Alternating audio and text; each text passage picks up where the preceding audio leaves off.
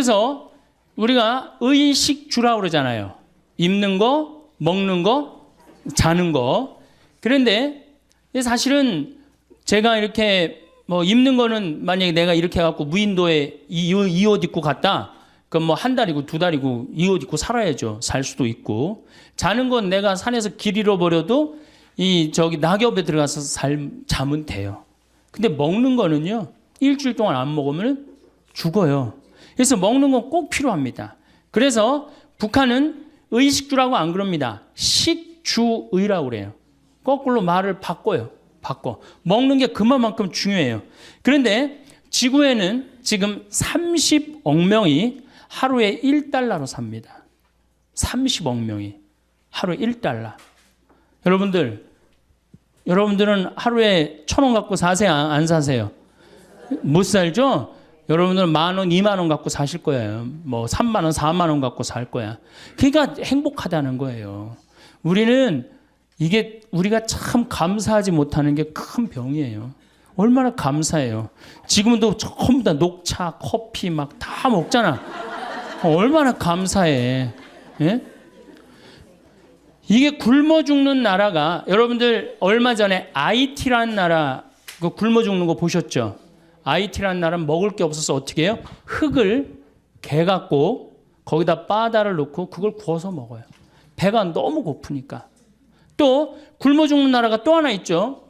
북한이에요. 북한은 우리가 이게 개방이 안 돼서 그렇지 올해 엄청나게 굶어 죽고 있어요. 북한은 95년, 96년, 2001년 그리고 2008년 올해 대기근을 맞이하고 있습니다. 이 북한은 지금 10만 명 정도가 지금 죽는다고 그래요. 지금 굶어서. 근데 얼마가 죽을 줄 몰라요. 왜 죽느냐? 작년에 북한에 500mm 정도 비가 왔어요. 500mm 정도. 근데 우리나라는 500mm 비가 와도 아무 문제 없어요. 왜? 뭐가 있기 때문에? 산이 있기 때문에. 그런데 500mm 비가 왔는데 북한은 1년에 필요한 게 600만 톤이에요. 이거 넉넉하게 먹지 못해. 600만 톤. 근데 작년에 비가 와서 얼마를 쓸고 내려갔느냐? 200만 톤을 쓸고 내려갔어요. 그러면은 200만 톤이면 몇 명이 먹을 게 없느냐면 600만 명이 먹을 게 없는 거예요. 600만 명이. 이렇게 생각하시면 됩니다. 1톤에 3명이 먹는다고 생각하면 돼. 1톤에. 그러니까 200만 톤이면은 몇 명이 먹을 게 없어? 600만 명이 작년에 먹을 게 쓸려 다 내려간 거예요. 홍수에. 그래서 제 작년에 200만 톤이 쓸려 내려갔다는 얘기를 듣고 북한이 올해는 절단이 나겠구나. 그런 생각을 했어요.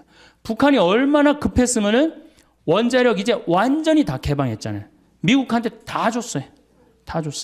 우리나라가 지금 지원을 해줘야 되는데 이번 정부는 북한이 먼저 우리가 지원하지 않겠다. 그 급한 거예요, 북한이. 그러니까 미국이 지원을 지금 50만 톤 해준다 그래. 그래도 150만 톤이 부족합니다. 북한을 먹여 살릴 수 있는 나라는 누구밖에 없어요? 우리나라밖에 없어요. 그리고 미국에서 지원해주면은 배로 오는데 시간이 얼마나 걸려? 한 달, 두 달 걸려. 다 굶어 죽어요. 지금이 보릿고기 아니에요. 제일 심한. 그러니까 우리가 판문점으로 바로 지원해주면 되는데 그거를 지금 북한도 못하고 우리나라도 못하고 참 안타깝죠. 세상에서 제일 불쌍한 게 뭔 거예요? 사람으로 태어나서 굶어 죽는 거예요. 굶어 죽는 거. 다른 거 아무것도 없어요. 굶어 죽는 거예요. 근데 지금 북한은 저렇게 굶어 죽고 있어요. 그럼 북한이 왜 굶어 죽느냐? 이게 우리 잘 알아야 돼요. 왜 굶어 죽느냐? 90년대 소련이 무너지면서 북한에 식량 원조를 해주지 않습니다. 김일성의 최대 업적은 뭐냐면 인민들 배 안 굶기는 거예요. 김일성의 최대 업적은. 근데 아니 먹을 게 없으니까 다급해진 북한은 어떻게 하느냐면 산의 나무를 다 자릅니다. 산의 나무를 다 자르고 어떻게 하느냐? 거기다가 옥수수 심고 콩을 심어요. 식량난을 해결하려고. 근데 그게 이제 대재앙의 원인이 되는 거예요. 여러분들 로마가 굉장히 쟁쟁한 나라라는 거 잘 알고 계시잖아요. 왜 망했어요? 산의 나무를 다 잘라갖고 벌거숭이로 만들고 난 다음에 로마가 망합니다. 모든 나라는요. 산의 나무를 자르면 망합니다. 아프가니스탄 세계가 없다고 그러잖아요. 산에 나무가 없고 강에 물이 없고 사람은 먹을 게 없고. 그러니까 산에 나무를 자르면 죽는 거예요. 그러니까 인간 문명은 나무로 시작해서 나무로 끝나요. 그만큼 나무가 중요합니다. 근데 우리나라는 6.25 전쟁 딱 끝나고 난 다음에 어떻게 완전히 벌거숭이 산이었어요. 일본으로 가면 어떻게 산이 완전히 울창했는데 우리나라만 오면은 비행기 타고 오면은 벌거숭이였다고 그랬어요. 그런데 이 벌거숭이 산을 우리는 30년 만에 다 한 거예요. 그럼 산에 나무가 없으면 무슨 일이 벌어지느냐? 자, 우리나라 여러분들 산에 가보면은 자, 산에 이렇게 갔어요. 그러면은 이 우리나라는 산이 울창하기 때문에 뭐가 막 덮어져 있어요? 산에? 그렇지. 낙엽이 막 쌓여져 있어요. 뭐 심한 데는 제가 얼마 전에 산 하나를 갔는데 길을 잃어버려갖고 허리까지 낙엽이 차더라고요. 그러니까 허리 되게 한 50cm 정도는 산에 낙엽이 있단 말이야. 산에 50cm 정도는. 그러고 난 다음에 나무가 있어요. 나무는 있고 그 다음에 뭐가 있어요? 뿌리가 있어요. 나무에는 나뭇잎이 있고. 그럼 우리나라는 200mm 산에서 하늘에서 빗님이 온다. 200mm가 빗님이 온다. 그러면은 제일 먼저 누가 빗물을 흡수를 합니까? 낙엽이. 여러분들 산에 가고 낙엽을 이렇게 들으면 어때요? 축축하죠? 그게 다 물을 먹고 있는 거예요. 그러니까 이게 푸석푸석하고 막 한 낙엽이 하늘에서 빗님이 오면 이게 다 먹는단 말이야. 그러니까 500mm 오는 거 아무 문제 없어요. 우리나라 500mm 와갖고 마을이 뜨거나 그런 일은 없어요. 참 좋은 거죠. 자, 이 낙엽이 다 물을 먹어. 그 다음에 누가 물 먹어요? 뿌리가 물을. 이 뿌리는 이렇게 생각하시면 돼요. 나무가 솟은 만큼 땅 속으로 뿌리가 박혀 있다. 이렇게 생각하시면 돼요. 그러니까 이 뿌리가 물을 먹고 어디다가 물을 보내주느냐 하면은 대수층이라는 데에 물을 보내줍니다. 그러니까 우리나라는 샘물이 참 많아요. 제가 이렇게 산에 살기 때문에 막 비가 하늘에서 빗님이 오시면은 이렇게 중간에 그러니까 이렇게 막 이게 언덕이란 말이야. 언덕 중간에 물이 막 송송송송 새요. 왜 그럴까요? 뿌리가 다 물을 해주기 때문에. 여러분들 옛날에 그 펌프 그리고 생각나시죠? 마중물 버갖고 이렇게 하면은 그게 10m밖에 안 판 거예요. 여러분들 우리나라는 10m만 파면 뭐가 다 나와? 물이 다 나와요. 참 좋은 거죠. 그래갖고 펌프 해갖고 물을 쓸 수 있고 얼마나 좋아요. 자, 이게 이제 뿌리가 다 먹었어. 그럼 이제 누가 먹어? 그렇지. 낙엽이 다 먹어요. 여러분들 저 느티나무 저 보이시죠? 저거를 펼쳐놓으면 저 정도 나무면 굉장히 큰 나무인데 저거를 여름에 이제 완전히 잎이 넓어졌을 때 펼치면 학교 운동장을 다 덮어요. 저 나무 하나가. 저건 내가 보니까 더 덮을 것 같아요. 2,000평 정도 됩니다. 저거 잎을 펼쳐놓으면. 그러면은 낙엽을 찢으면 거기 물이 있어요, 없어요? 그렇게 여기에 물이 있고 낙엽에 물이 있고 대수층에 물이 있고 얼마나 물이 많아요. 그래서 여러분들 지난 30년 동안 우리나라가 가물어서 흉년이 들었다는 얘기 들었어요, 못 들었어요? 한 번도 못 들었죠? 근데 저 어렸을 때는 흉년이 들었다, 풍년이 들었다 그런 얘기 참 많이 들었어요. 근데 지금으로부터 30년 전에는 여러분들 한 번도 못 들으셨을 거예요. 그냥 태풍이 한두 번 왔을 때 그때 조금 바람에 뭐 이렇게 쓰러진 거 외에는 못 들었을 거예요. 그게 언제냐? 녹화 사업이 완전히 끝났을 때부터 우리나라는 흉년을 모르고 지내고 있어요. 굉장히 행복한 거죠. 그래서 저 산이 주는 경제적인 효과가 1년에 70조예요. 그러니까 700억 달러를 우리는 공짜로 받는 거예요. 산에서. 얼마나 기가 막혀요. 정말 감사하지 않아요? 그러니까 여러분들이 이제 산을 봐도 나무를 봐도 이제 산은 산이로되 옛날에 그 산이 아니어야 돼 이제는. 예. 저 산이 있기 때문에 누가 사는 거야? 우리가 넉넉하게 사는 근본적인 건 뭐냐면은 저 산림 녹화 때문이에요. 여러분들 서울 근교에 산이 7개가 있어요. 남산, 도봉산, 그 다음에 수락산, 북한산, 관악산, 청계산, 아차산, 불암산 이렇게 7개 산이 있어요. 세계의 수도 가운데요, 이렇게 산으로 둘러싸여 있는 수도가 거의 없어요. 얼마나 아름다운, 서울이 얼마나 아름다운지 사람들이 몰라요. 뭐 빌딩이 많긴 하지만은 오늘 또 어제 그제 빈님이 오셔갖고 얼마나 깨끗한지 오는데, 여기 제가 이 북한산하고 도봉산 이렇게 앞쪽으로 왔거든요. 너무너무 아름답더라고요. 이 기가 막힌, 정말 세계에서 이렇게 아름다운 데 없어요. 그 다음에 도시 한가운데 이렇게 큰 강이 흐르는 데가 어디 있어요? 로마 테베레 강이라고 있어요. 로마 한가운데 흐르는 강. 거짓말 조금 못해서 저 뒤에 수녀님 계신 데부터 요 정도밖에 안 흘러요. 강 넓이가. 세느강 아무리 넓다고 해도 요 2배밖에 안 돼요. 한강 2km예요. 서울 한가운데 2km가 넘는 강이 흐른다. 정말 기가 막힌 거예요. 그래서 강은 산은 산이로도 옛날에 그 산이 아니고 이제는 물은 물이로도 옛날에 그 물이 아닌 거예요. 여러분들 다 뭐 떠서 먹는 거예요? 물 떠서 먹는 거, 강물 떠서. 어쨌든 하여튼 산 때문에 우리나라는 풍요롭게 사는 거예요. 근데 북한은 산을 자릅니다. 나무를 잘라요. 산에 나무를 잘라요. 그러니까 북한은 무슨 일이 벌어지느냐 하면, 이게 산이면 완전히 민둥산이야. 하늘에서 빗님이 오면은 막 폭우가 올 때는 어떻게 돼? 그대로 낙엽이 있나 나무가 있나 뿌리가 있나 어떻게 400mm가 오면 400mm 다 어디로 가요? 다 강으로 들어가는 거예요. 빗물만 갑니까? 뭐를 끌고 내려가요? 흙을 끌고 내려가요. 그러니까 대동강이 이렇게 깊이가 이 정도면은 자꾸 뭐가 쌓여요? 흙이 자꾸 쌓여. 그전에는 500mm가 와도 대동강이 다 황해로 물을 보내줬는데, 이거는 300mm만 와도 어떻게 돼? 흘러 넘치는 거예요. 그러니까 우리 교구의 원로 신부님이 평양에 갔다 왔는데, 대동강에 이 쌓인 흙을 어떻게 퍼내나 봤더니 푸대자루 있죠? 그 삽도 나무삽, 그걸로 퍼서 낸다는 거예요. 그러니 언제 퍼서내? 언제 이걸 퍼서내요? 우리나라는 2006년에 평창에 물폭탄 맞았을 때 포크레인, 이 큰 거 A10이라고 이렇게 무한궤도 있는 거 있죠. 그 다음 25톤 트럭 한 열 몇 대 되고 한 이틀이니까 다 하더라고. 근데 북한은 그해 여름에 쌓인 거 다음에 여름에도 다 못 하는 거예요. 그러니까 북한은 식량을 보내줘야 될 게 아니라 뭘 보내줘야 돼? 포크레인이 아니고 나무.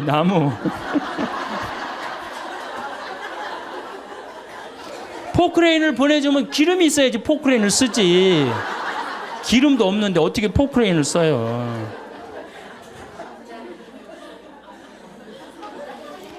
그래서 북한은 지금 95년, 6년도 이때 아이들이 지금 몇 살이에요? 그때 태어난 아이들이 13살, 14살이에요. 아주 자라질 못하는 거예요. 그래갖고 6, 7살처럼 보여요. 초등학교 5, 6학년 애들이 못 먹어갖고. 여러분들 북한 군인 키가 157cm, 평균 키가 157, 요만해. 못 먹어서. 정말로 북한은 정말로 고통의 땅이에요. 뭐 때문에? 산에 나무를 잘랐기 때문이에요. 근데 우리나라는 산에 나무가 너무 많은 거예요. 얼마나 행복한 나라예요. 자, 산에 나무 많죠? 애 착하죠? 물건 잘 만들죠?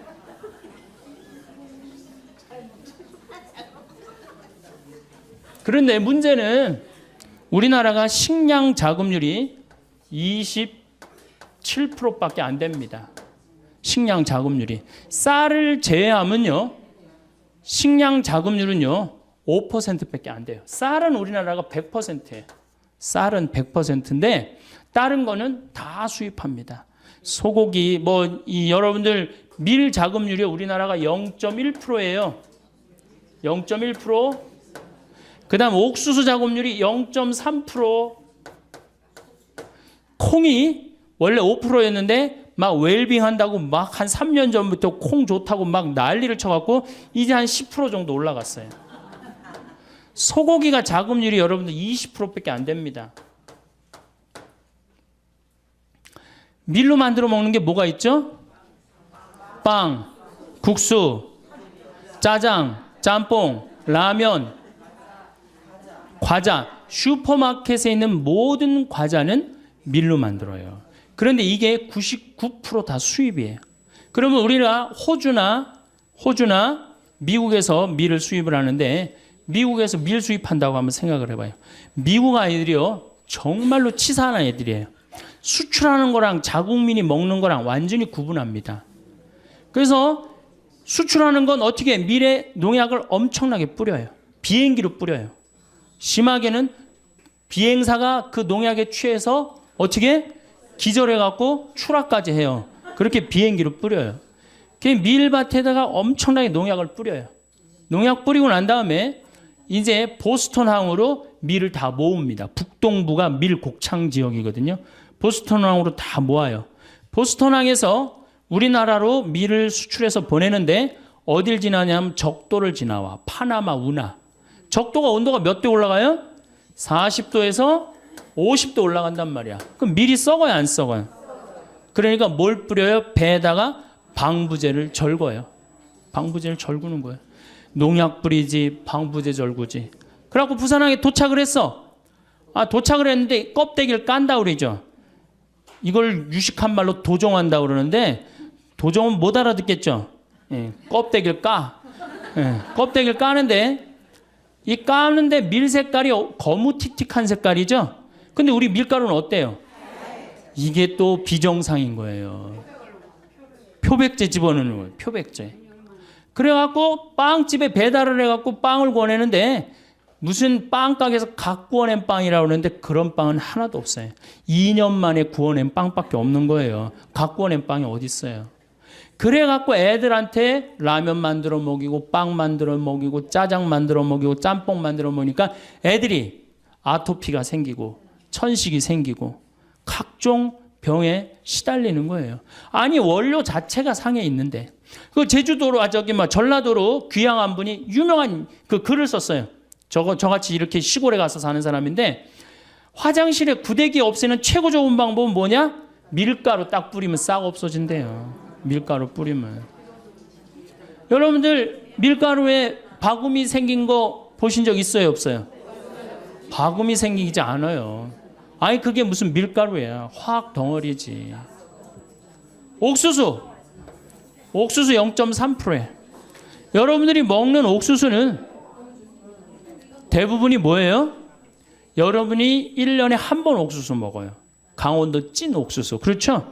그 외에 옥수수 뭐 전분 만들고 사료 만들고 다 수입이에요. 더욱이 이번부터 유전자 조작이 들어오기 시작해. 유전자 조작이. 저는 그래서 횟집에 가서 옥수수 이렇게 돌판에 아니 그 무슨 옥수수 이렇게 대단하다고 돌판에 얹어 나와? 절대 안 먹습니다. 네, 강원도 사는 사람은 절대 안 먹습니다. 제가 한번 횟집에서 잠깐 그 회를 먹다가 식당 뒤쪽에 가봤어요. 깡통이 다 캘리포니아 산이에요. 거기에 이렇게 물에다 담아서 다 보내는 거예요. 그거 여러분들 내놓고 먹는 거예요. 이거 우리 게 없어요. 식탁이 우리 게 어디 있어요? 여러분들 된장, 간장이요. 콩 여기. 콩이 이제 10%인데 여러분들 시중에 유통되는 친환경적인 상표를 가지고 나온 거 원료를 한번 보세요. 다 호주산, 미국산이에요. 콩이. 네. 콩은 근데 여러분들 핵콩으로 메주를 만들고 핵콩으로 띄워야지 된장 맛이 제대로 나고 고추장 맛이 제대로 나는 거예요. 핵콩이 아니고 콩이 2년이 넘어가면요. 삶아도 불질 않아요. 삶아도. 저한테 많은 분들이 그런 얘기를 해요. 신부님 제가 청국장 띄워 먹는데 띄워서 먹는다고 그래서 건강에 좋다고. 근데 청국장이 안 떠요. 이게 어떻게 된 거예요? 그거 국산이라고 샀는데 잘못 산 거죠. 그리고 핵콩이라고 샀는데 잘못 산 거죠. 이게 국산 콩을 삶으면 한 5배 정도 불어요. 5배 정도. 그래갖고 그걸 으깨면은 그 메주도 잘 되고 청국장도 잘 뜨는 건데 수입은요 삶아도 불질 않아요. 딱딱해진다는 얘기예요. 여기 나이 드신 분들 꽤 있으니까 많이 삶아보죠.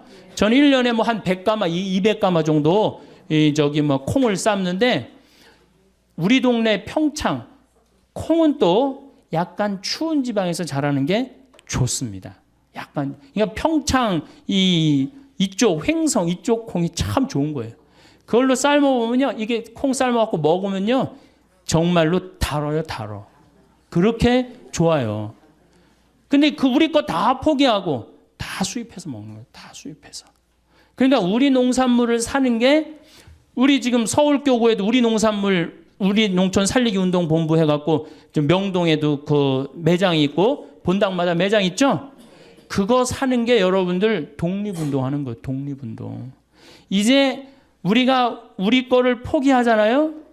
이제 석유도 없어. 먹을 것도 없어. 이 두 가지가 가장 중요한 건데 우리가 식량 주권을 포기하면 어떻게 돼요? 이번에 여러분 소고기 개방하면서 자존심 무지 상하지 않아요? 저는 자존심이 상해요. 아니 뭐 이제 내장, 뼈 이런 거 다 자기네들 안 먹는 거, 꼬리 이런 걸 다 우리한테 보낸다는 거야. 자존심이 상해. 이게 주권의 문제, 주권의 문제. 그래서 뭐 사 먹고 안 사 먹고의 문제가 아니고 이건 주권의 문제예요. 그래서 우리 농산물을 우리가 사는 거, 이게 주부들이 할 일이야. 근데 싸다고 어떻게 해? 전부 다 수입으로 우리 농산물이 조금 비싸다. 비싸게 뭐가 비싸? 여러분들 1년에 쌀 몇 가마 먹어요? 3가마면 반반 먹는 집 중에 하나인데. 제가 이렇게 물어보면요, 한 가마에서 한 가마 반 정도 먹어. 80kg 한가. 네, 2가마 먹는 집도 있고. 그럼 여러분들 2가마라고 칩시다. 그럼 쌀 한 가마에 15만 원 정도 하죠. 그러면은 2가마면 30만 원이에요. 그런데 유기농 쌀은 24만 원이에요. 자, 1년 내내 제일 중요한 밥을 먹는데 유기농 쌀 24만 원, 그게 아까워서 그 유기농 쌀을 안 사고 3만 원, 4만 원짜리 하는 이 수입 쌀을 먹는다. 이게 머리가 없는 거죠. 생각이 없는 거죠. 1년에 한두 가마인데. 그리고 그걸 유기농을 우리가 먹으면은 우리 땅도 보존되고 농민도 살고 국민도 살고 얼마나 좋아. 그런데 애들 학원비는 30만 원, 40만 원 퍽퍽퍽 쓸데없는 거, 정말로 쓸데없는 거, 그걸 하면서 가장 중요한 먹는 거는 이게 15만 원, 24만 원 아깝다고, 그것도 5만 원, 6만 원은 수입을 먹는다. 이 문제가 많죠. 문제가 많아요. 그러니까 누가 의식이 깨야 돼? 주부들 의식이 깨야 된다. 주부들 의식이. 그래서 제가 3년 전에 된장을 담그려고 우리 콩을 사러 다니는데 영월, 정삼, 평창 다 다니는데 50가마를 못 샀어요. 그만큼 우리 콩이 없는 거예요. 다 수입이에요. 다. 그러니까 여러분들이 우리 거라고 알고 먹는 것들도 우리 게 아닌 게 많아요. 특별히 고기, 소고기 20%야. 우리 평창에 이제 갈비집이 하나 있어요. 그래서 내가 저녁 7시, 8시 가면은요, 뭐라 그래? 신부님 다 떨어졌다는 거예요. 갈비집에 갈비가 다 떨어져. 우리는 경매를 받는데요. 평창 한우를. 그래갖고 떨어지는 날이 있는 거야. 근데 도시에 나와보면은 그 많은 사람들이 그 많은 고깃집에서 그 늦은 시간까지 그 한우 고기라고 다 먹는 거 보면 신기해요. 80%가 수입이에요. 지금도. 이제 미국에서 들어오면 95%, 5%대로 떨어져요. 5%대로. 그러니 정말로 우리 한우, 소고기, 대한민국이 그래도 이제 먹고 살만 해갖고 쇠고기 좀 먹는다고 그랬는데 이 우리 고기가 하나도 없으니 참 문제죠. 그러니까 싸다고 들여온다. 이것도 좀 우리가 생각해 봐야 될 것 같아요. 얼마 전에 대통령께서 그런 말을 했어요. 우리나라도 일본처럼 1억짜리 소를 이제 생산해냈다고. 참 가슴 아픈 얘기예요. 왜냐하면 여러분들 1억짜리 소고기 먹으려면 얼마 들고 나가야지 4인 가족이 먹어요? 150만 원 들고 나가야지 먹어요. 여러분들 그럴 수 있어요, 없어요? 먹지 말라는 얘기지. 1억짜리 고기는. 아니면 광우병 위험이 있는 고기를 먹든지. 제일 좋은 건 뭐야? 우리 한우를 살리는 거예요. 아니, 한우뿐만 아니라 모든 걸 우리 거를 살리는 거예요. 여러분, 이스라엘은 식량 자급률이 100%입니다. 이스라엘 가보면요, 다 사막이에요.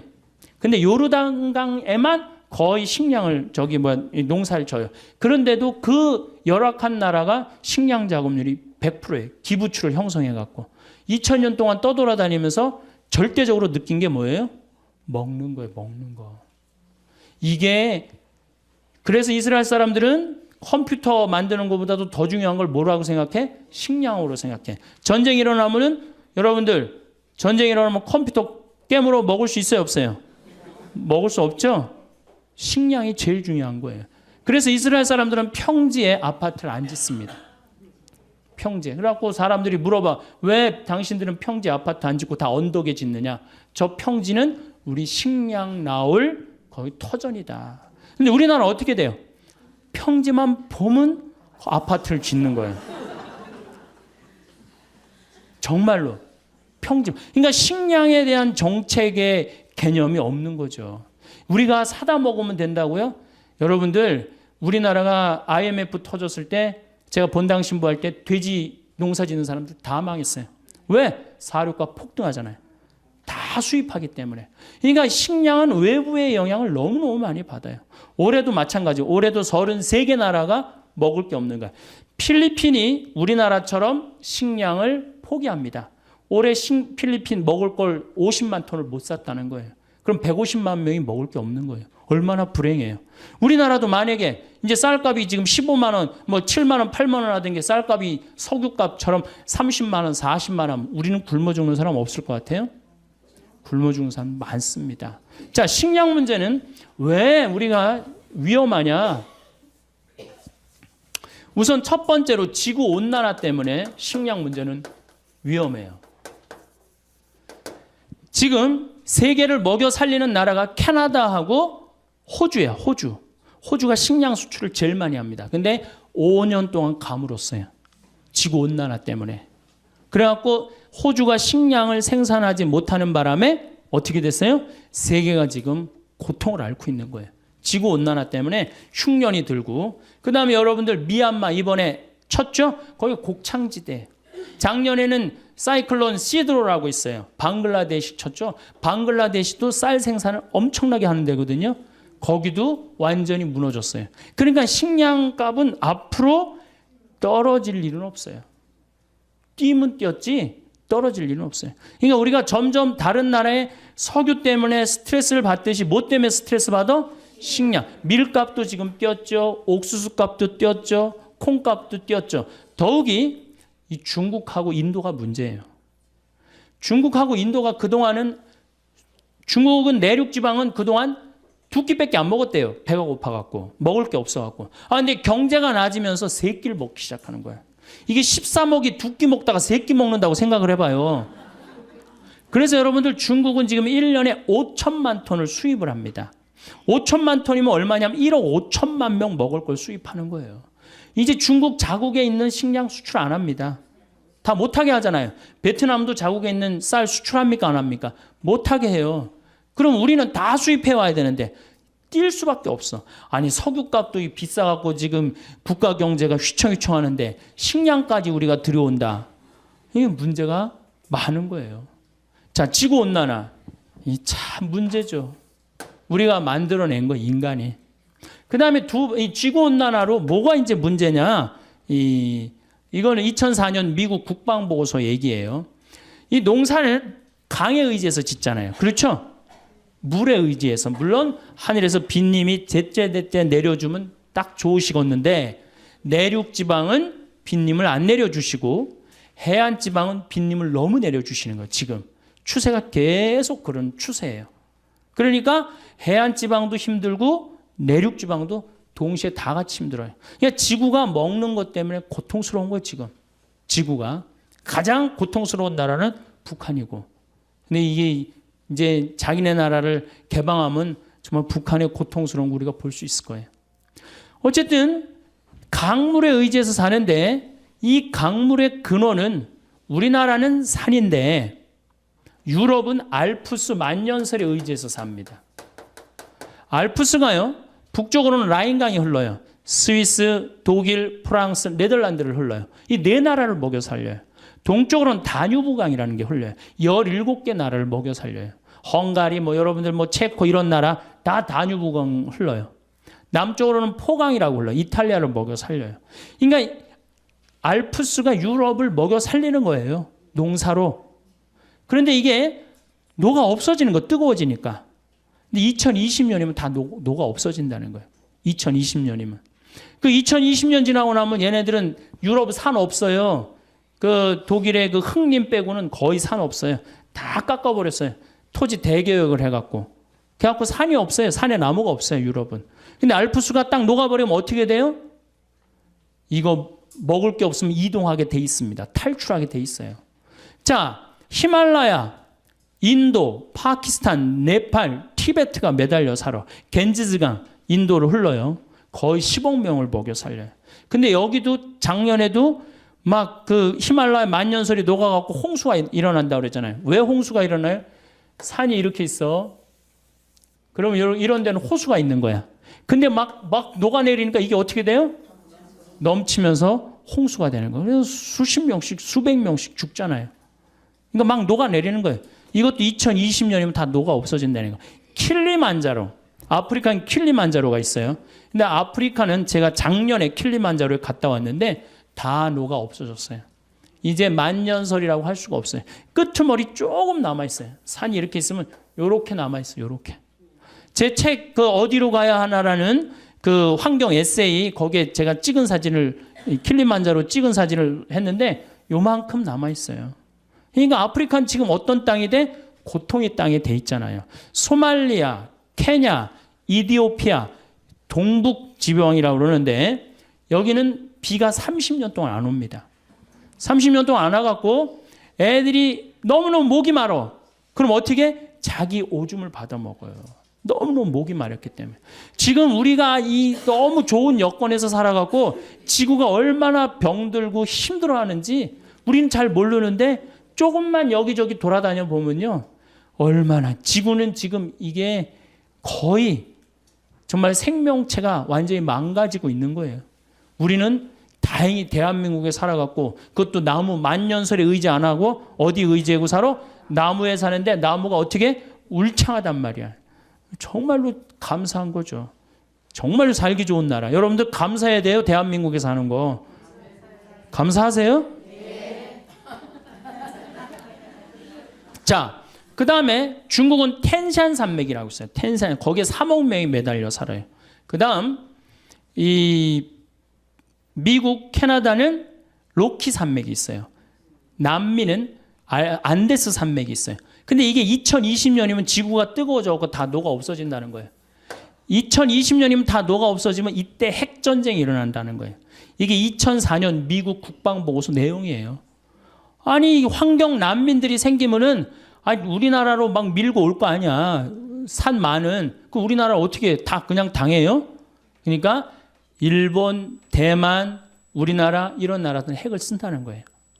그게 참 무서운 얘기. 제 얘기가 아니라 미국 국방보고서 얘기예요. 그만큼 2020년 몇 년 남은 거예요? 12년 남은 거예요. 땅 살라고 그러지 말고 아파트 더 넓은 거 살라고 그러지 말고 막 그렇게 힘들게 살지 마세요. 그냥 어떻게? 지금 있는 집에서 애 학원 보내지 말고 지금 있는 집에서 행복하게 사는 게 제일 좋은 거예요. 네. 그리고 집에 쌀 한 가마 꼭 비치해 두고. 제가 요즘 돌아다니면서 하는 얘기가 뭐예요? 집에 쌀 한 가마 꼭 해둬라. 왜냐하면 이게 미얀마나 이번에 이 뭐 수촨성인가 뭐 여기 모든 질서가 한 번에 무너집니다. 유통 질서 다 무너져요. 얼마나 고통스러워요. 우리나라가 만약에 슈퍼 태풍이 왔다. 슈퍼 태풍이 왔고 서해안으로 재수없이 밀고 들어왔고 서울을 쳤다. 그러면 여러분들 유통 질서 무너지면은 얼마나 먹을 게 남아 있을 것 같아요? 여러분들 막 유통 질서가 무너졌어. 그럼 집에 여러분들 얼마나 먹을 거 있을 것 같아? 며칠? 한 달이나 하는 집이 있어요? 조사를 해보니까 2주 이상 넘기는 집이 없어요. 2주 이상. 그러니까 쌀 한 가마씩 오늘 집에 갖고 한 가마씩 다 사다가 놔둬요. 그리고 고추장, 된장 이렇게 좀 사놓고 그래갖고 갑자기 유통질서 무너졌을 때 어떻게? 밥 줘서 고추장 비벼 먹고 점심 땐 된장 비벼 먹고 이렇게 하셔야 돼요. 자, 보십시오. 우리나라 지금 저 산에 있는 저수량이 180억 톤이에요. 180억 톤이라면 팔당댐 아시죠? 팔당댐이 저수량이 정확하게 2억 7,500만 톤이에요. 그러니까 팔당댐 몇 개가 있는 거야? 60개가 우리는 어디에 있어요? 산에 있는 거예요. 2020년에 가장 경쟁력이 있는 나라는 어느 나라? 대한민국이에요. 에너지만 좀 절약하고 식량만 우리가 확보되면요, 우리나라 정말로 살기 좋은 나라예요. 국민들 성실하고 물건 잘 만들고 애들 착하고 얼마나 좋아요. 자, 두 번째 식량 위기의 두 번째 이유 중에 하나는 뭐냐면 경제 개발이에요. 이게 세계가 경제 개발을 하면은 참 좋아야 되는데 이게 경제 개발을 하는 바람에 인도나 중국이 농업을 포기하고 공업으로 돌아간단 말이에요. 그러니까 자꾸 식량이 줄어드는 거예요. 하여튼 인도하고 중국 제일 머리 아픈 나라예요. 근데 인도 같은 경우는 뉴델리가 있고 올델리가 있는데요. 우리가 인도 하면은 우리나라 사람들이 중국 굉장히 한동안 무시했죠. 못 사는 나라라고. 근데 지금 무섭게 지금 하고 지난번에 성화할 때 데모하는 거 봐요. 다른 나라에서. 그런데 더 무서운 나라는 인도예요. 인도는요, 영어를 써요. 그리고 인도가요, 학구열이 우리나라보다 더 높습니다. 예. 그리고 이 뉴델리 가보면은요, 우리나라 테헤란로보다 훨씬 더 나요. 그러니까 인도가 이게 또 우리나라는 지금 인도한테 벌써 밀렸어요. 경제 규모에서 벌써 밀렸어요. 그래서 우리나라가 13위로 밀려났어요. 인도 때문에. 인도 무서운 나라예요. 근데 얘네들이 안 먹다가 막 먹기 시작하는 거예요. 그러니 이게 경제 개발 때문에 이게 식량의 위기가 온단 말이에요. 세 번째, 석유가 폭등 때문입니다.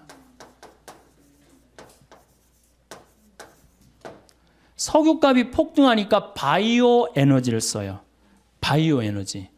옥수수에서 기름을 추출해 갖고 콩에서 기름을 추출해 갖고 쓰니까 옥수수값하고 콩값이 뛰어야 안 뛰어요? 엄청나게 뛰는 거죠. 그러니까 한번 생각해 보세요. 지구온난화를 우리가 거부할 수 있는 것도 아니고 경제 개발을 거부할 수 있는 것도 아니에요. 그렇다고 석유값이 떨어질 리도 없어요. 물론 떨어지겠죠. 한 번은 떨어질 거예요. 뭐 이렇게 피크를 찍었다가 그게 200달러면 안 되고 제 바람은 한 131달러에서 딱 찍고 떨어지면은 우리나라가 괜찮은데 만약에 150달러까지 올라가면은 이거 정말로 보통 신경 써야 되는 거 아닙니다. 그 다음에 네 번째, 인구가 너무 많아. 지금 인구가 69억 명이에요. 69억 명. 아니, 지구는 예수님 태어났을 때 몇 명이에요? 2억 5천만 명이었어요. 지구 전체. 예수님 태어났을 때 5억 명 되는데 1650년에 5억 명이 됐어요. 그 다음에 10억 명이 되는데 1850년에 10억 명이 됩니다. 20억 명이 되는데 1950년에 20억 명이 돼요. 그런데 40억 명이 되는 데는 1980년에 40억 명이 돼. 30년 만에 배가 되는 거예요. 그러니까 이게 엄청나게 인구가 많은 거예요. 인구는 늘어나는데 지구는 늘어나요? 안 늘어나요? 안 늘어나죠? 그 다음에 여러분들 올해 쌀값 뛰기로 다 약속이 돼 있었어요.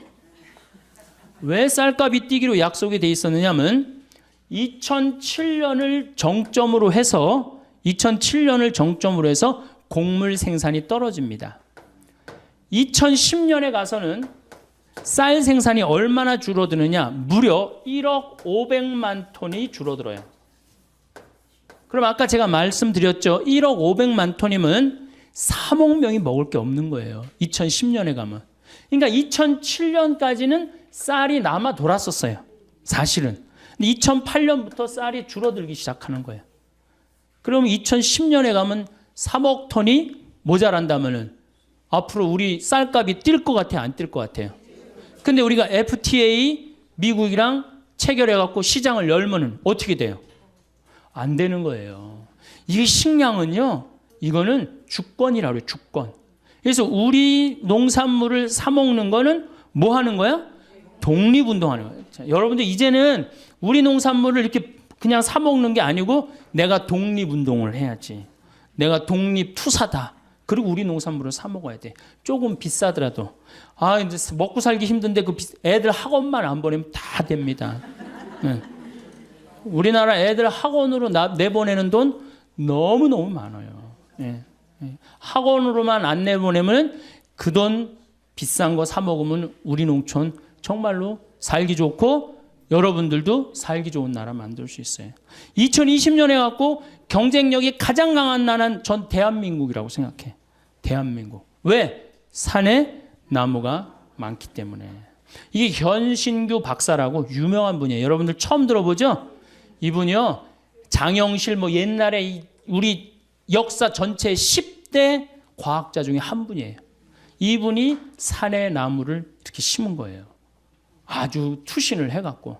그냥 우리나라는 곳곳에 아주 훌륭한 분들이 많아요. 이 유명한 일화가 있잖아요. 이스라엘에서 우리나라가 산림 녹화하려고 이스라엘 사람들을 불러서 이스라엘도 우리나라처럼 산림 녹화를 굉장히 열심히 하는 나라예요. 1500년 동안 아랍 국가가 이스라엘의 나무를 다 자릅니다.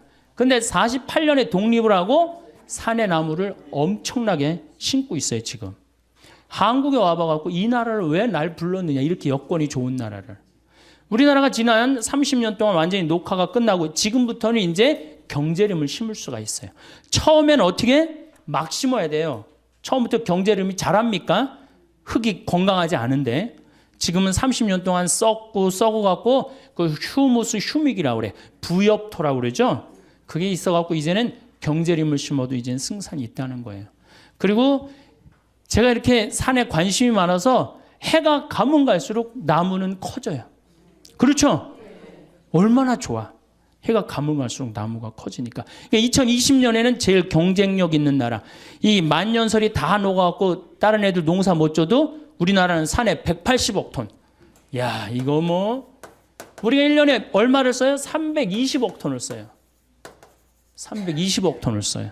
근데 그중에 반 이상이 산에 있단 말이에요. 얼마 전에 안데스 산맥에 큰 호수가 3억 톤이야. 팔탕댐만한 건데 하루아침에 다 없어져 버렸어요. 자고 일어나니까 호수가 없어졌어. 왜냐하면 이게 얼음으로 이렇게 막고 있었는데 더워갖고 이게 뚫린 거예요. 녹아갖고. 그래갖고 하루아침에 싹 빠져나갔어요. 그러니 다른 나라들은 정말로 지금 전쟁이에요, 전쟁. 우리나라는 지금 여러분들 북한이 산림의 30%를 훼손해갖고 지금 저렇게 고통스러운 거예요. 그런데 아마존도 지금 30%가 훼손이 됐어요. 그러니까 지구가 고통스러울 거라는 거죠. 자, 이제 2시간에 걸쳐서 제가 아주 중요한 얘기를 했습니다. 우리나라는 석유 에너지가 없는 나라예요. 그렇기 때문에 우리는 뭐 해야 돼? 절약해야 돼요. 절약해야 돼. 에너지 절약해야 돼. 지금 사당동 깜깜해야 돼요. 명동 밤에 깜깜해야 돼. 네. 다 뭐해? 그 시간에 다 집에 들어가갖고 가족이랑 대화하고 텔레비도 안 보고 이야기하고 책 읽고.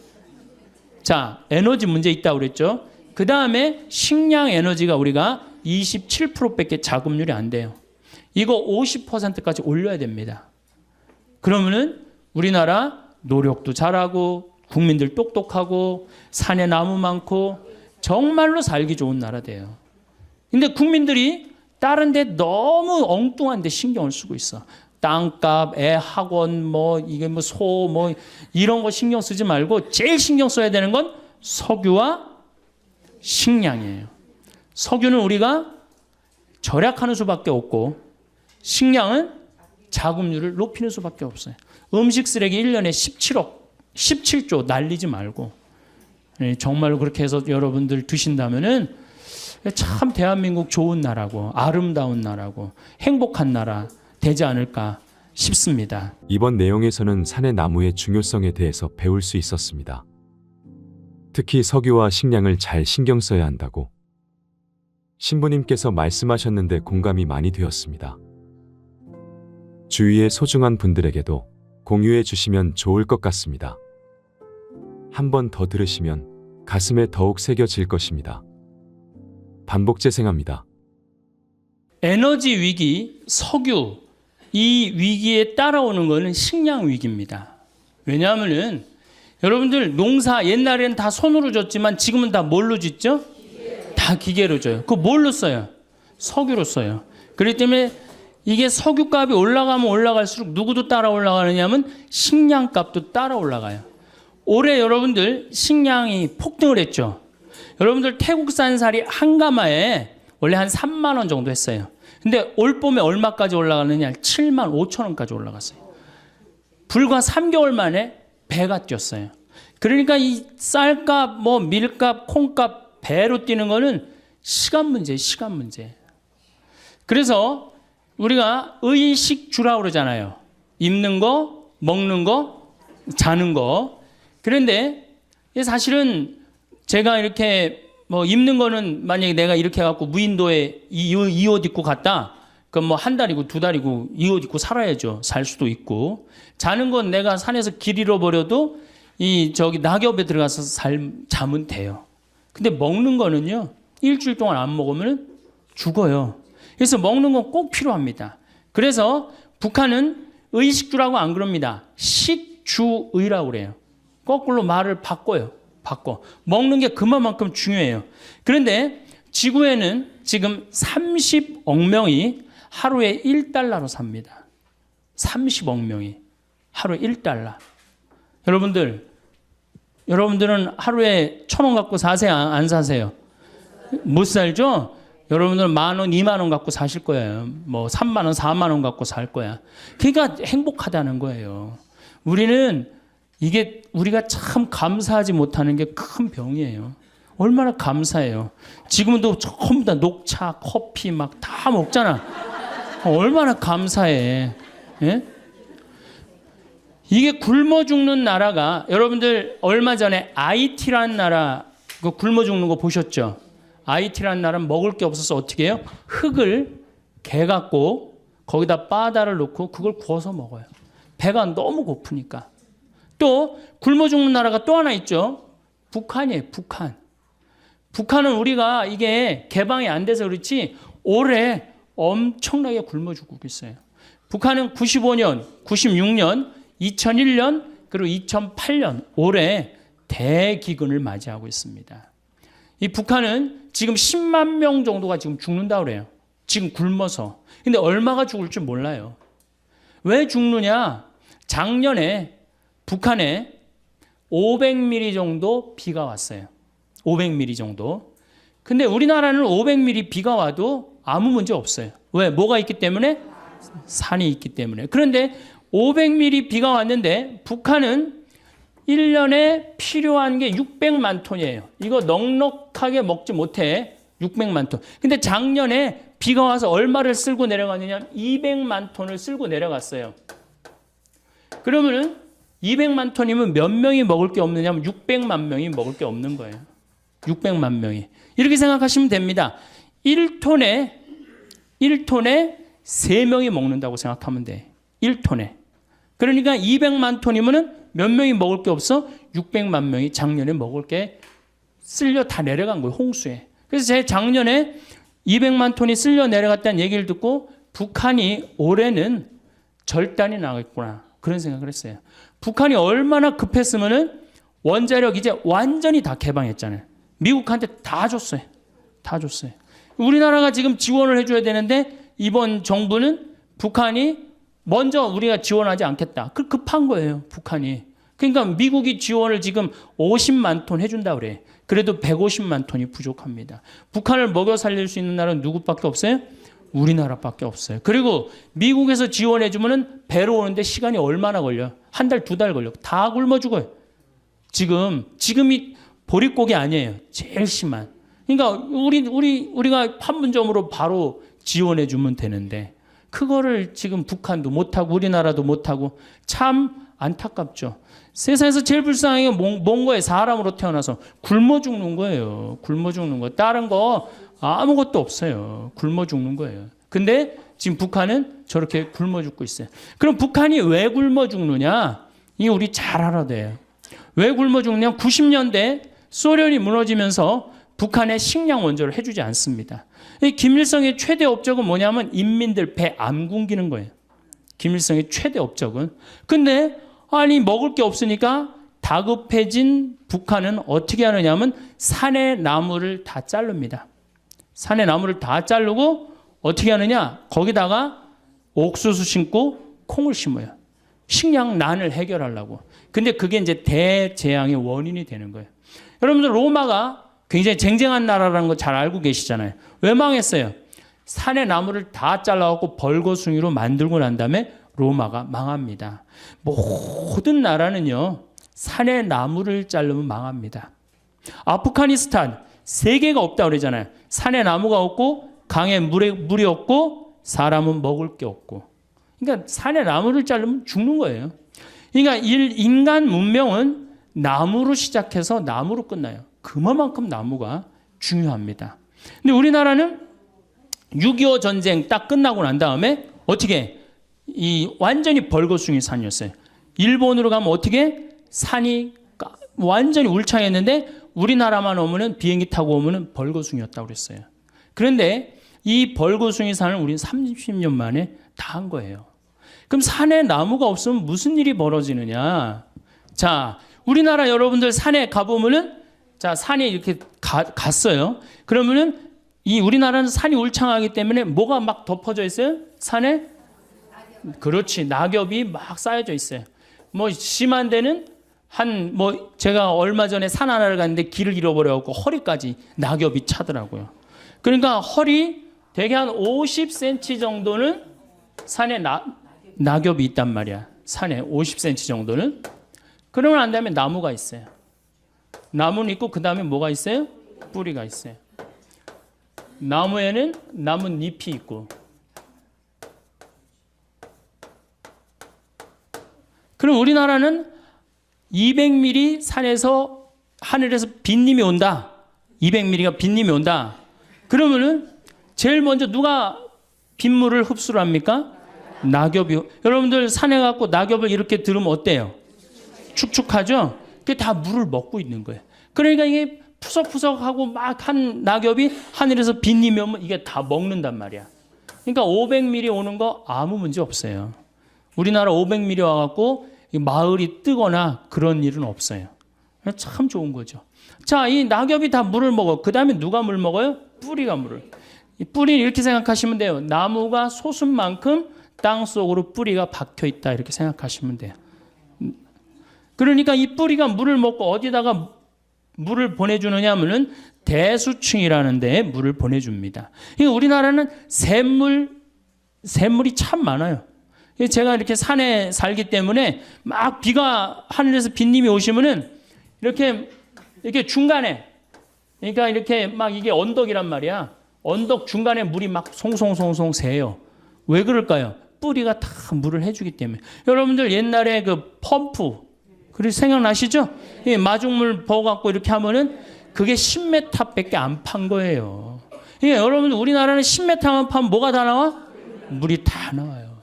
참 좋은 거죠. 그래갖고 펌프 해갖고 물을 쓸 수 있고 얼마나 좋아요. 자, 이게 이제 뿌리가 다 먹었어. 그럼 이제 누가 먹어? 그렇지. 낙엽이 다 먹어요. 여러분들 저 느티나무 저 보이시죠? 저거를 펼쳐 놓으면 저 정도 나무는 굉장히 큰 나무인데 저거를 여름에 이제 완전히 잎이 넓어졌을 때 펼치면 학교 운동장을 다 덮어요. 저 나무 하나가. 저건 내가 보니까 더 덮을 것 같아요. 2,000평 정도 됩니다. 저거 잎을 펼쳐 놓으면. 그러면은 낙엽을 찢으면 거기 물이 있어요, 없어요? 그렇게 여기에 물이 있고 낙엽에 물이 있고 대수층에 물이 있고 얼마나 물이 많아요. 그래서 여러분들 지난 30년 동안 우리나라가 가물어서 흉년이 들었다는 얘기 들었어요, 못 들었어요? 한 번도 못 들었죠? 근데 저 어렸을 때는 흉년이 들었다, 풍년이 들었다 그런 얘기 참 많이 들었어요. 근데 지금으로부터 30년 전에는 여러분들 한 번도 못 들으셨을 거예요. 그냥 태풍이 한두 번 왔을 때 그때 조금 바람에 뭐 이렇게 쓰러진 거 외에는 못 들었을 거예요. 그게 언제냐? 녹화 사업이 완전히 끝났을 때부터 우리나라는 흉년을 모르고 지내고 있어요. 이게 굉장히 행복한 거죠. 그래서 저 산이 주는 경제적인 효과가 1년에 70조예요. 그러니까 700억 달러를 우리는 공짜로 받는 거예요. 산에서. 얼마나 기가 막혀요. 정말 감사하지 않아요?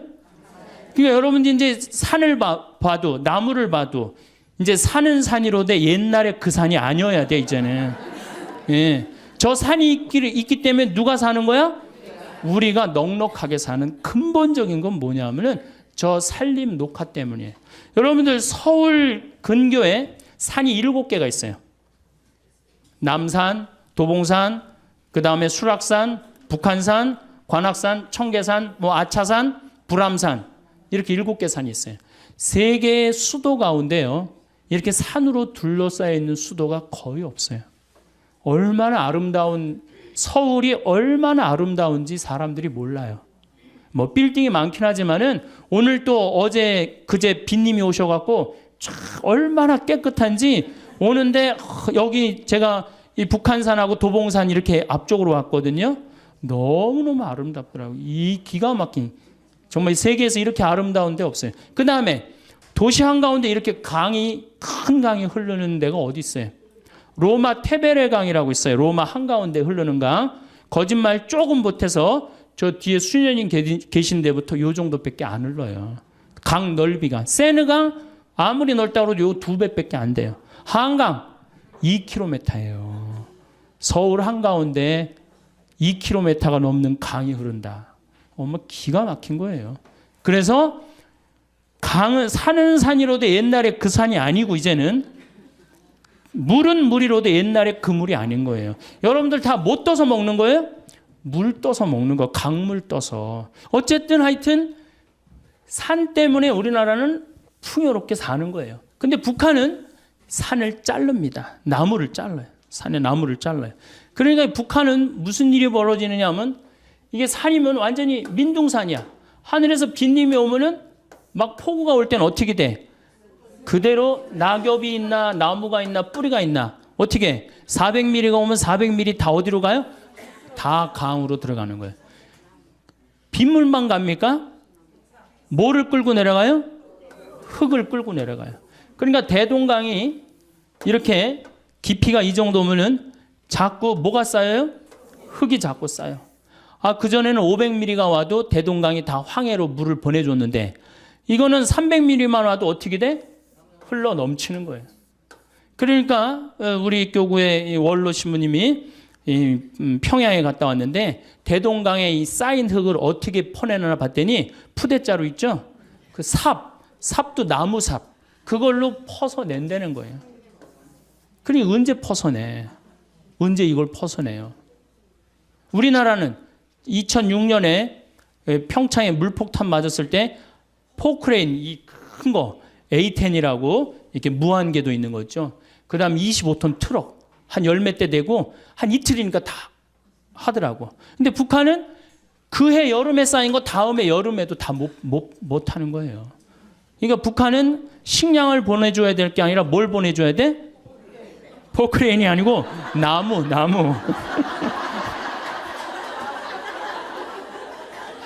포크레인을 보내주면 기름이 있어야지 포크레인을 쓰지. 기름도 없는데 어떻게 포크레인을 써요? 그래서 북한은 지금 95년, 6년도 이때 아이들이 지금 몇 살이에요? 그때 태어난 아이들이 13살, 14살이에요. 아주 자라질 못하는 거예요. 그래갖고 6, 7살처럼 보여요. 초등학교 5, 6학년 애들이 못 먹어갖고. 여러분들 북한 군인 키가 157cm 평균 키가 157 요만해 못 먹어서. 정말로 북한은 정말로 고통의 땅이에요. 뭐 때문에? 산에 나무를 잘랐기 때문이에요. 근데 우리나라는 산에 나무가 너무 많은 거예요. 얼마나 행복한 나라예요. 자, 산에 나무 많죠? 애 착하죠? 물건 잘 만들죠?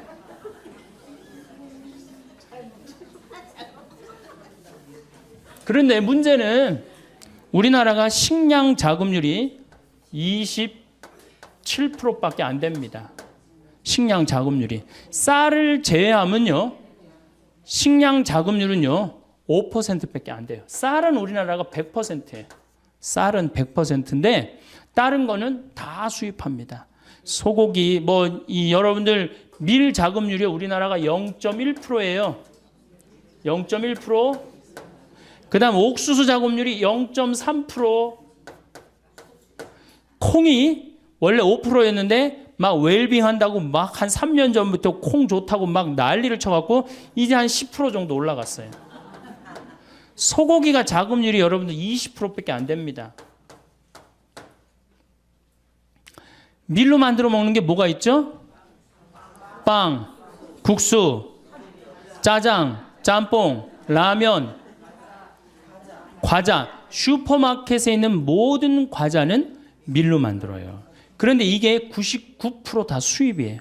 그러면 우리가 호주나 미국에서 밀을 수입을 하는데 미국에서 밀 수입한다고 한번 생각을 해봐요. 미국 아이들이요. 정말로 치사한 애들이에요. 수출하는 거랑 자국민이 먹는 거랑 완전히 구분합니다. 그래서 수출하는 건 어떻게 밀에 농약을 엄청나게 뿌려요. 비행기로 뿌려요. 심하게는 비행사가 그 농약에 취해서 어떻게 기절해갖고 추락까지 해요. 그렇게 비행기로 뿌려요. 밀밭에다가 엄청나게 농약을 뿌려요.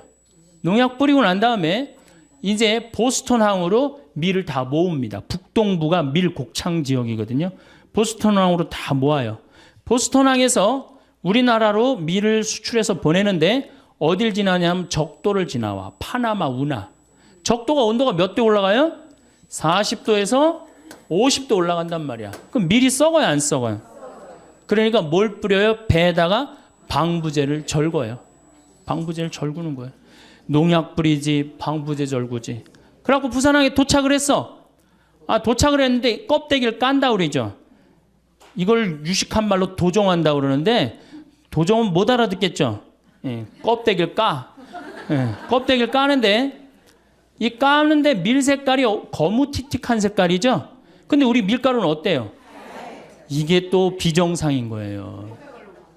A형하고 B형하고 A병하고 O형하고 밥을 먹었어요.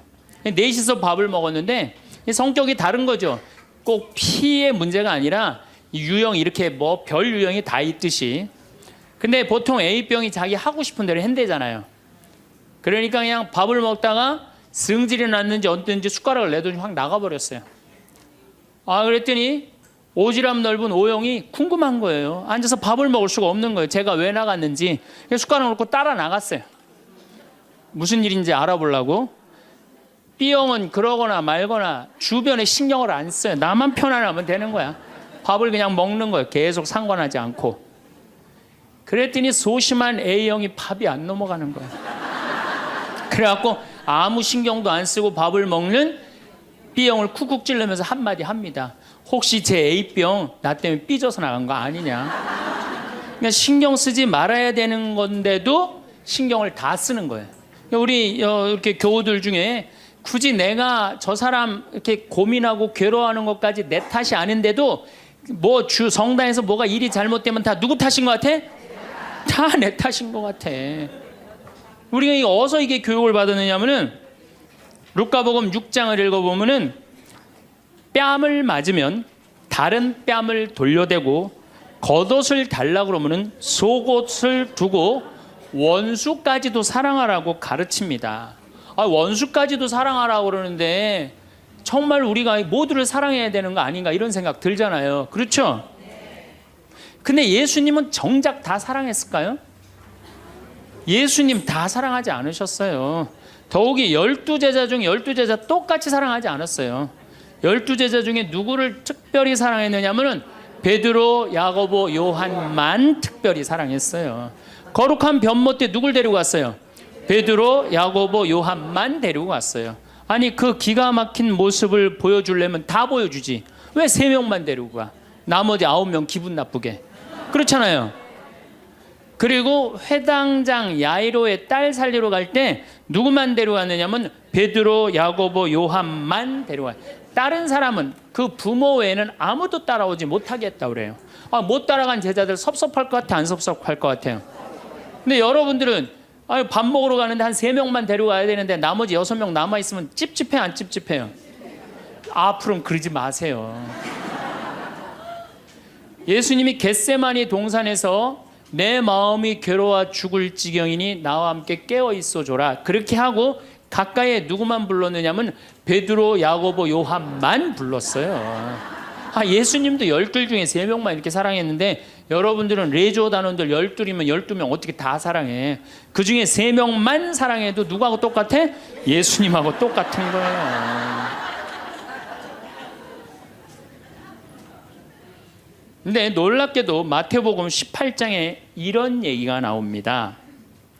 만약에 이웃이 잘못하면 우선 개인적으로 그러지 말라고 말하고 다음 한두 사람의 증인을 세우고 그래도 말 안 들으면 교회에 알리고 그래도 말 안 들으면 세리나 이방인 취급을 하라고 그래요.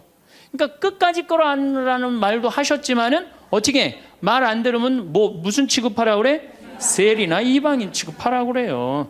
마태복음 23장을 보면은 바리사이파, 사두가이파, 성구갑 이마에 팔 놓고 다니면서 일반 사람에게는 무거운 짐 지어놓고 자기는 손 하나 까딱하지 않는 이들에게 회칠한 무덤, 독사의 족속이라고 욕을 해대요, 예수님이. 그러니까 예수님은 어떻게 모두를 다 사랑했어요? 아니에요. 마음에 안 드는 사람들, 단죄해야 될 사람 단죄하셨어요. 그 예수님 또 그렇게 많이 참지도 않으셨어요. 우리 교우들처럼 그렇게 많이 참지도 않으셨어요. 요한복음 2장에 예수님이 성전 정화를 하는데 너무 막 성질이 나시니까 어떻게 해요? 상을 둘러엎고 채찍질로 그냥 정말로 난리를 치세요. 그러니까 여러분들도 이제는 너무 참지 마세요. 그러다가 여러분들 누가 다쳐요? 내가 다쳐요.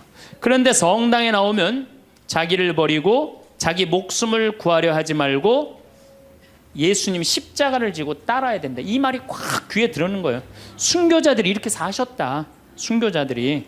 우리들도 하느님 제대로 믿으려면은 순교자나 예수님처럼 그렇게 십자가 지고 참아야 된다. 그리고 우리 또 선조들은 또 얼마나 대단해요. 막 피가 그냥 뼈가 튀어나오도록 맞으면서도 그걸 다 참고 배교하지 않고 하느님 사랑하고 그냥 그 사람들도 구원해서 기도했잖아요. 자기를 미워하고 남을 위해서 살아야 한다고 자기에게 어떤 일이 있더라도 주님께서 주시는 십자가라고 생각하고 참고 살아야 된다. 이렇게 우리는 이 말씀에 눌려 살아요. 이걸 뭐라고 그러냐면 십자가 컴플렉스라고 그래요. 십자가 컴플렉스. 나도 십자가를 져야 된다. 예수님이 손목에 못 박혔을 때 얼마나 아팠을까? 그거 그냥 심줄을 뚫고 지나갔을 때 얼마나 아팠을까? 발목 못 박히셨을 때 얼마나 아프셨을까? 그러니까 나를 죽이려고 애쓰고 웬만한 일은 주님은 주시는 시련과 십자가라고 참고 견디고 살면은 내면에는 기쁨이 하나도 없고 정신적 질병에 시달리는 경우가 많아요. 순교가 아니라.